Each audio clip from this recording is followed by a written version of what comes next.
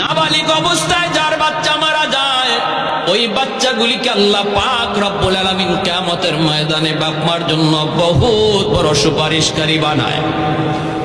বাচ্চাগুলি আল্লাহর কাছে ডাক দেয়া কয়, মালিক, ও মালিক, তুমি আমারে দুনিয়াতে পাঠাইছো, পাঠানোর সময় আমার মা কত কষ্ট করছে, জান বের হয়ে যায় অবস্থা।